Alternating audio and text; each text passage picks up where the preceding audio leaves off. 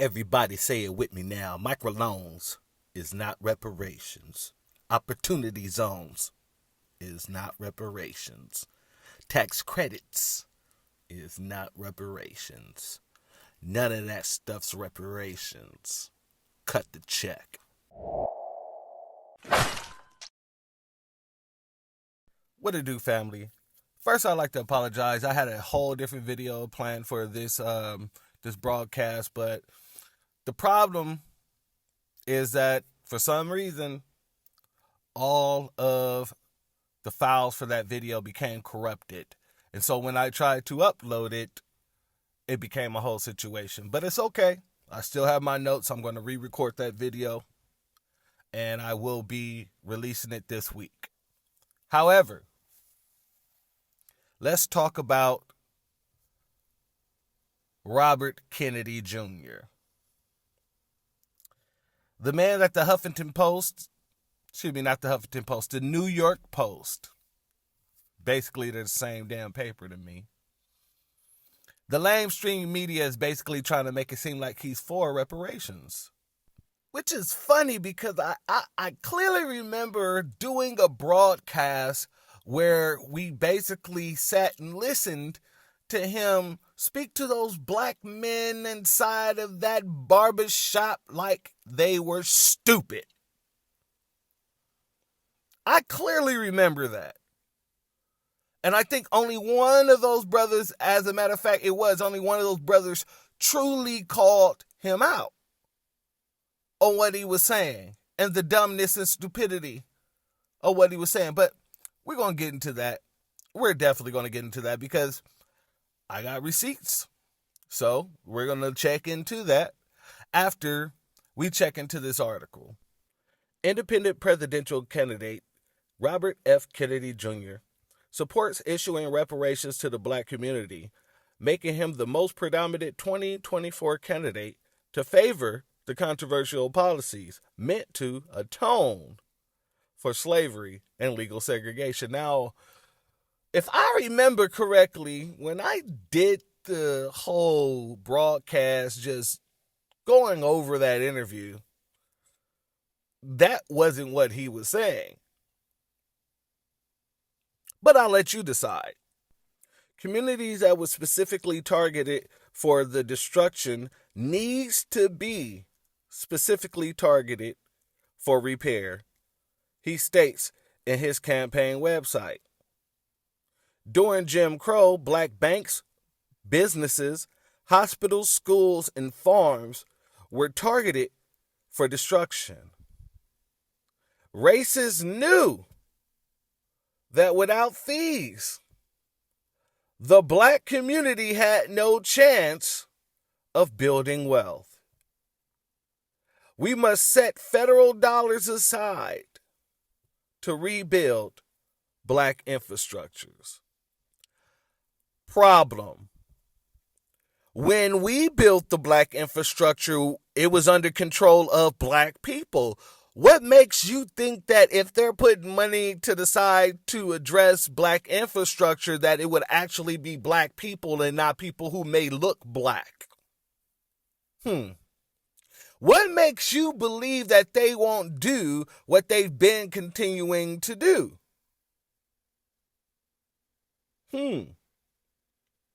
Our communities was specifically targeted.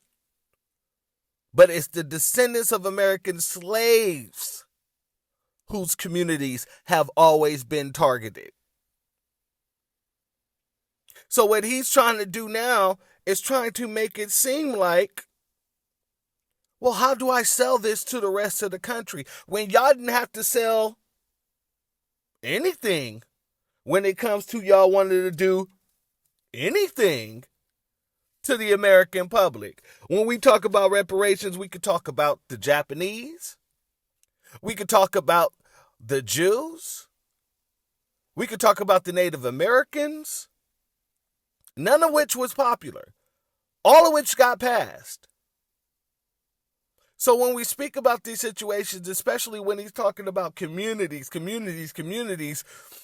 the term communities is a huge trick. Because when they say communities, right, black communities, black people are getting pushed out of their own communities. It's called gentrification. So what he's doing is basically saying we need to put investments into communities that's being gentrified and they don't get any of that funding. Quote, these programs complement direct redress payments or tax credits to the descendants of the victims of Jim Crow and other victims of persecution. Notice how he's trying to rope in everyone else into Jim Crow when there was no everyone else within Jim Crow. The black community suffered through Jim Crow, and he tried to move it away from the whole situation of the debt owed for the labor stolen from the slaves, from the lives taken from the slaves, from the families separated from the slaves. He's trying to make sure, or the author in this is trying to make sure that we know that those are two different things. RFK Jr. will find ways to offer this redress that are legal, fair. Let me say that again. Legal, fair, and win the approval of Americans of all races. When have you ever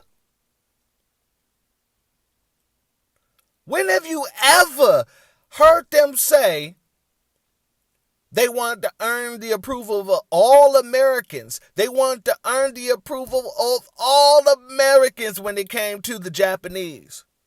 When it came to the Chinese, when it came to the Japanese, when it came to the Jewish folk, when it came down to the Native Americans. When have you ever heard this? When have you ever heard them say, we want to make it palatable. We want to make sure that everyone approves that we're giving money to the Ukraine. We want to make sure that everyone approves that we're giving money to these illegal immigrants who's forcing their way into the country and taking resources away from the citizens here. We want to make sure people approve of us giving billions of dollars to Israel for their issues while the citizens here are suffering. When have they ever done that? They haven't. And so I'm not even going to continue reading the rest of this because, like I said, if you want to read this, you can look this up. However, I know the truth of what this man said. And we all know the truth. This man is not about reparations. So I'm going to play a few clips and then I'll be out. Reparations. I'm going to tell you one other thing. I spent 20% of my time representing Indians during my career in the United States and Latin America and in Canada. And a lot of the Indian tribes at that point were getting gambling. And there would be arguments, fights within the tribe about how do you distribute the gambling money. Do you, and the traditional chiefs would say, do not give it in cash payments because it is not, this money belongs to the entire community over the generations. And it should be distributed that way. And what we saw is the tribes that put it into institutions like clinics, scholarships, business loans, microloans, building factories, those things, those tribes really flourished. The communities flourished. Right. And that sense of community was great. And all the tribes that did cash payments was a catastrophe. See, this is a problem with not having someone who's knowledgeable about these situations in the room. Because anybody who was knowledgeable who would have heard that would have stopped him right there and said, obviously, you've never heard of the Saboba Indians. Obviously, you never heard of the San Manuel Indians. Obviously, you never heard of the Agua Caliente Indians. Obviously, you never heard of the Morongo Indians. Because the truth of the matter is this, all of those tribes pay per cap due to their casinos and due to the money and funding that they get from the government every year, in order to, they pay that per capita out to their members. As long as you're 18 and older, every single month you get a check per capita. That's an absolute fact. And not just that, let me read something to you guys real quick. This comes from the whitehouse.gov. The budget makes the largest annual investment in tribal nations in history through $4.5 billion for the Department of the Interior Tribal Program, a $1.1 billion increase above the 2021 enacted level. Now let's jump to another one. Now this comes from the same website. Building on feedback from extensive tribal consultants, the budget provides $4.7 billion for DOI's tribal programs, more than $690 million above the 2023 enacted level, including investments that would support public safety and justice, social service, and educational needs to uphold federal trust responsibilities and advance equity for Native communities. My point is this. He's running around acting as if all the people that gave money to their Native American people, their members, they actually, they were worse off. When the absolute fact was this. The Native Americans who decided not to give the money up front, who decided to put that money into infrastructures like that casino or those casinos that they have, once the casino became profitable, they started paying per cap along with the assistance that was given to them by the government. That's an absolute fact, and you can look it up, and you can go ahead and sit on that. Also, fam, I just wanted to drop in and say this real quick. We're the only ones that they do this to. When we're talking about specific redress that's supposed to affect us as the black community, what do? They want to bring up everyone else. Everyone else. Speak about every other issue besides the issue at hand, the debt that's owed to us. But let's continue. Well, I would be against cash. If there was no other issue, I would be against cash payment reparations. But the word reparation means repair. Yeah, we're going to put a pin in that. We're going to circle the wagon. And I grew up in a Jim Crow, and I saw this was not just the injury did not end with slavery.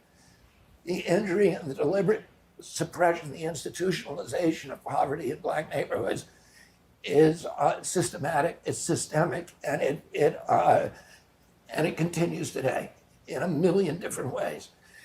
Yeah, here's another thing. Notice several times throughout this interview that I'm going to be playing, or the clips that I have here from the interview that I'm going to be playing, that he makes it very clear that he understands the plight of black America.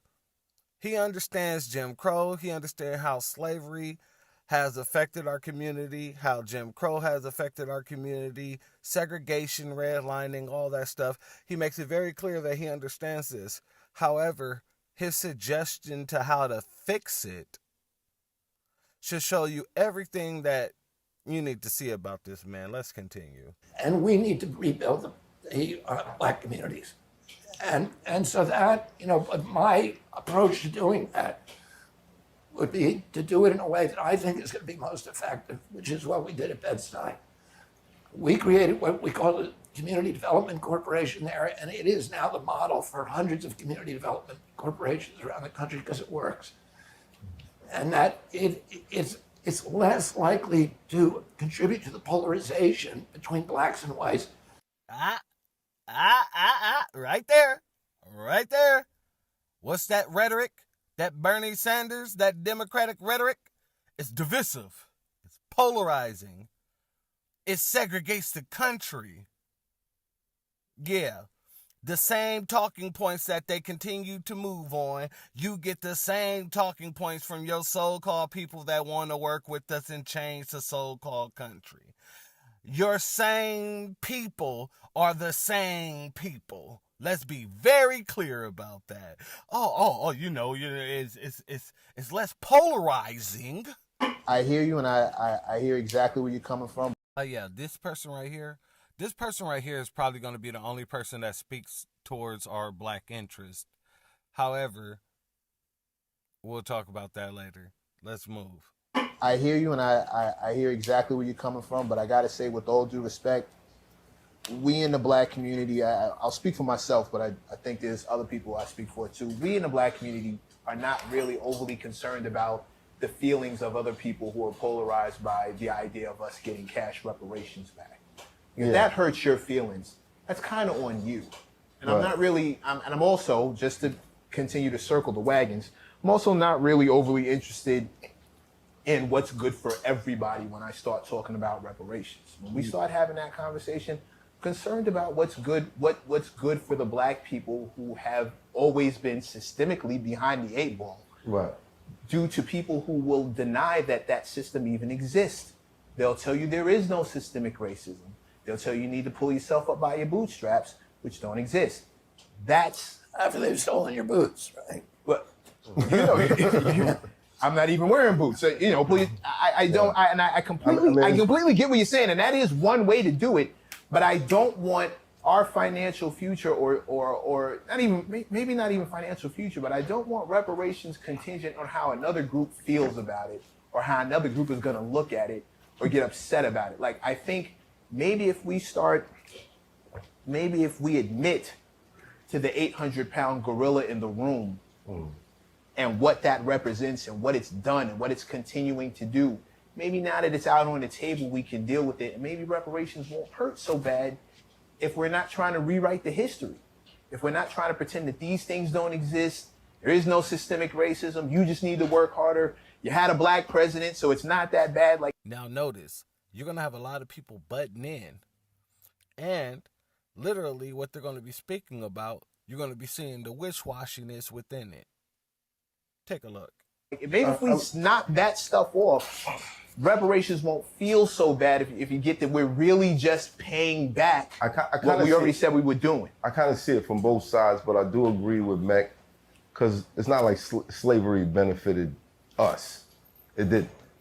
So I feel like in the repair or the reparations of that, there shouldn't be a thought of anyone else and how they feel about it. However, I get what he's saying as far as what works over time, what is going to actually fix the community and not just seem like Christmas for 2 weeks and then it's back to regularly scheduled programming.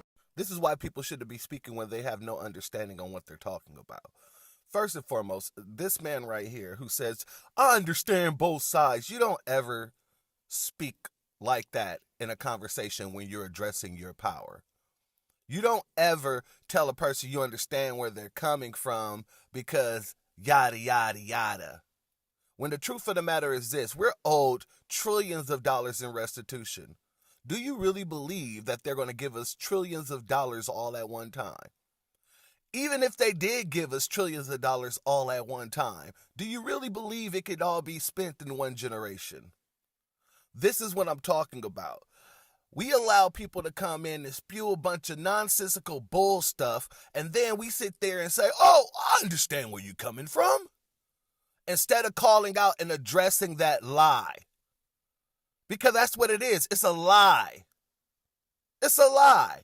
We're going to spend up all our money and all this other stuff. Matter of fact, Marcel Dixon put it best. Let me read this real quick. This post has been making its rounds on Twitter, and it states, if black people got reparation checks tomorrow, non-black businesses like Gucci would make billions of dollars. Soon as you get some money, you go right to the people that don't like you just so you can flex on people who look like you. And Marcel addressed this comment, and he states, I keep hearing this tired, stereotypical cliche being thrown around with no data to support it. Data shows we are more likely to start more Black Wall Streets. Also, it is our money. We can spend it how we like. And I agree 100% with Marcel. 100%. Here's the thing. I tell people this all the time. I wouldn't give a damn if a person took their reparations and went to Vegas and lost it all on black. Lost it all on red.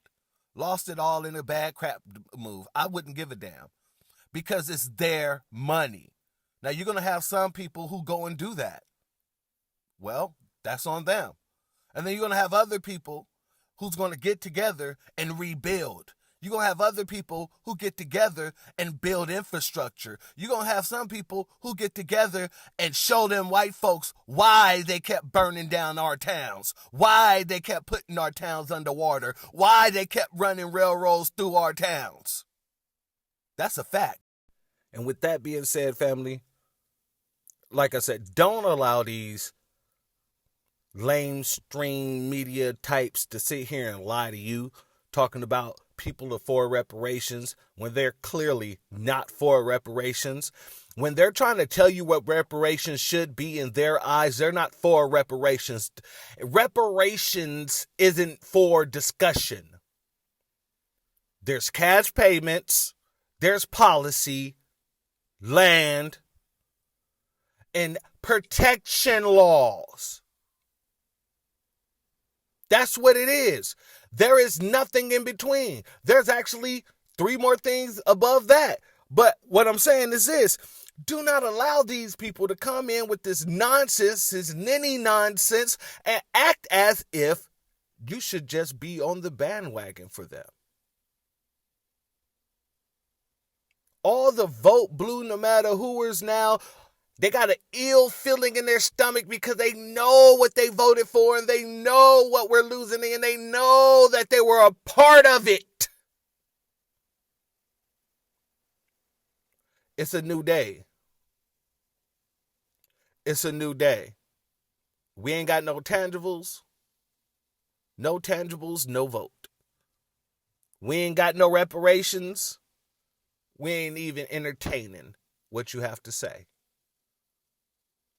If we can't get people to understand exactly what we're saying, then guess what? We'll never, ever care about what anyone else outside of our whole community is saying about their situations. This is just the new norm. Get used to it. Same way Biden said, we got to just get used to having to work with Hispanics and all the other shit. No. That's bull stuff. But guess what? You will have to get used to this.